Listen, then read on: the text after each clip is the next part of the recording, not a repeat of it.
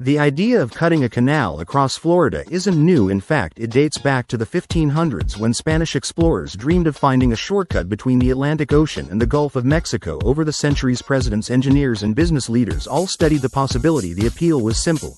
Instead of sailing around the treacherous Florida Keys, ships could save hundreds of miles by crossing directly through the state. By the 1930s, the Great Depression gave the project new life. It was promoted as a massive jobs program that could put thousands of people to work. In 1935, construction finally began, but after just 1 year, funding dried up. The canal was left unfinished, with only a few scattered cuts in the earth as evidence of what might have been. Then came the Cold War. By the 1960s, the U.S.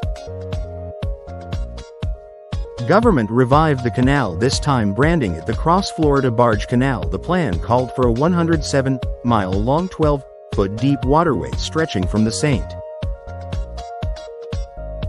Johns River near Palatka to the Gulf of Mexico at Yankeetown. It wasn't meant for massive ocean liners but for smaller barges carrying limestone, petroleum, and other cargo. At its peak, the project employed thousands of workers. Massive locks and dams were built, rivers were rerouted, and the earth was carved out with heavy machinery. One of the most prominent features was the Rodman Dam, which created the sprawling Rodman Reservoir. By 1969, momentum seemed unstoppable. President Lyndon B. Johnson even attended a groundbreaking ceremony praising the canal as a vital piece of America's future infrastructure.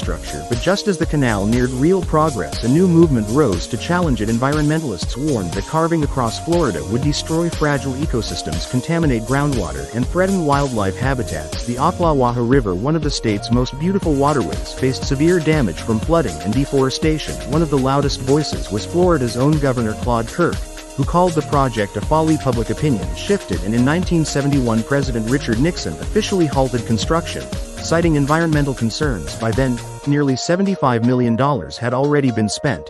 Yet the canal was only about one-third complete. The dream of a Florida shortcut was dead. Over time, parts of the canal were repurposed.